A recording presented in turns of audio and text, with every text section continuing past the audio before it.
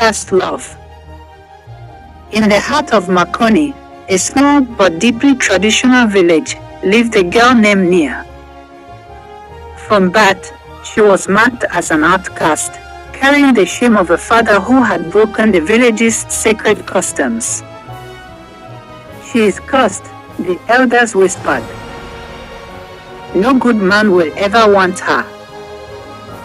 Her mother, Adan, did everything she could to shield her from the cruel words, but the weight of rejection followed Nia everywhere.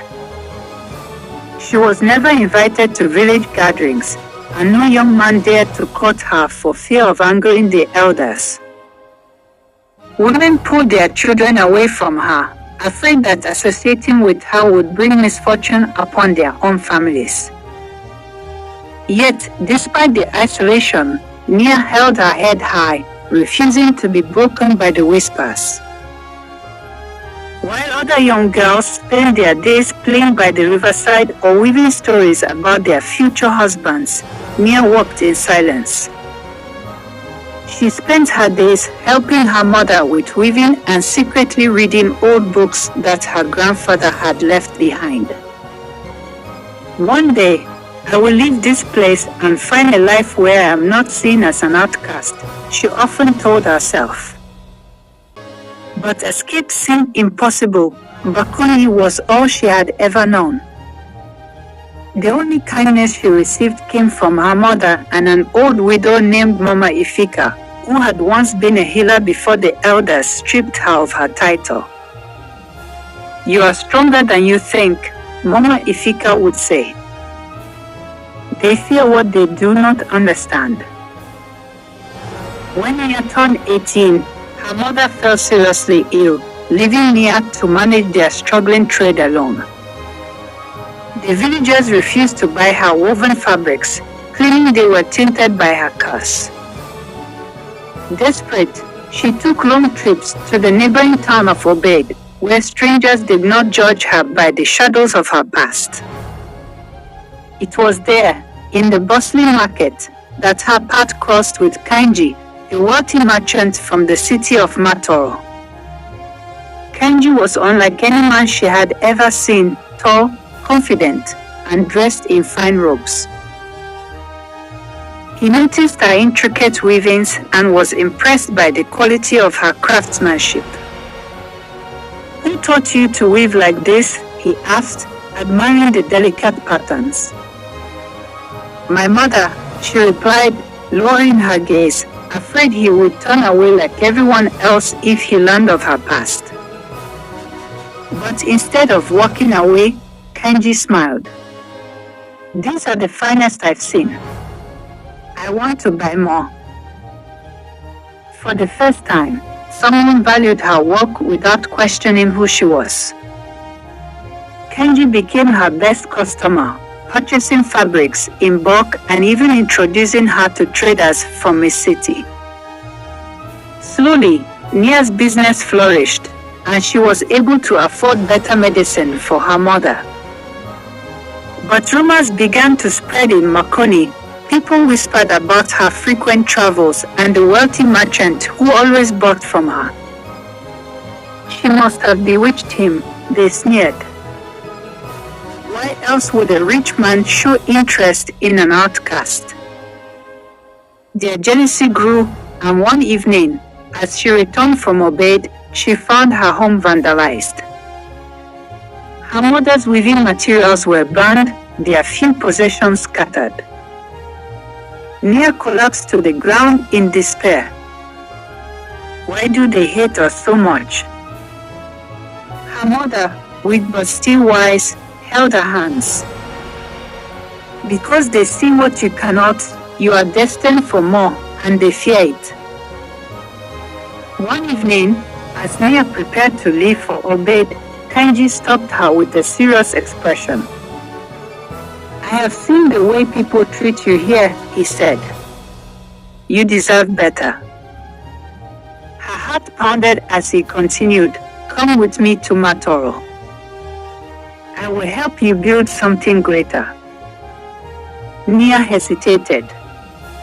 "But I am nothing more than an outcast. Kenji took her hands gently.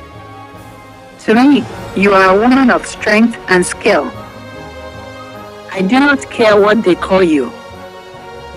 His words planted a seed of hope in her heart. With her mother's blessing, Nia left Makoni behind and journeyed to Matoro, a grand city filled with towering buildings and endless opportunities. Kenji introduced her to his family, who, despite their initial hesitation, saw the passion in her work and accepted her. He helped her establish a large weaving business, and within 2 years, Nia became one of the most sought-after textile merchants in the region. She employed dozens of women, many of whom had also faced rejection in their own lives. Here, no one is an outcast, she told them. Everyone has value. But love is never without its trials. When Kenji announced his intention to marry Nia, his relatives objected. She has no noble blood, they argued. She carries the shame of her ancestors. Even in wealth, she was still haunted by the shadows of rejection. But this time, Nia did not bow to shame. I have built my name with my own hands, she declared. If I am to be judged, let it be by my actions, not my past. Kenji stood by her side, defying his family's doubts, proving that love was not about lineage but about the heart. In a grand ceremony, they were married, and Nia officially became Lady Nia of Matoro, a woman once rejected but now celebrated. The news reached Makoni, where the same villagers who once mocked her now spoke of her with admiration. Some even traveled to Matoro, hoping she would offer them work in her textile company. Nia never turned them away. Instead, she built a training center to teach young women the art of weaving, giving opportunities to those who had once shunned her. Years later, Nia and Kenji stood on the balcony of their grand estate, watching the sunset. You changed my life, she whispered. Kenji smiled. No, my love. You changed your own life. I only stood beside you as you did. And so, the girl who was once an outcast became a name that was known across the land, not for the curse they once claimed she bore, but for the empire she built with love, resilience, and dignity. Lessons. Your past does not define your future. Nia was labeled as an outcast, but she refused to let it determine her destiny. Self-worth is more powerful than rejection. Despite the whispers and ridicule, she knew she was more than the labels placed on her. The right love sees beyond circumstances. Kenji did not judge her by her past but by the strength and passion in her heart. Hard work and resilience opened doors. Nia's talent and determination helped her rise from rejection to prosperity. True success is lifting others as you grow. Instead of seeking revenge on those who wronged her, she created opportunities for them.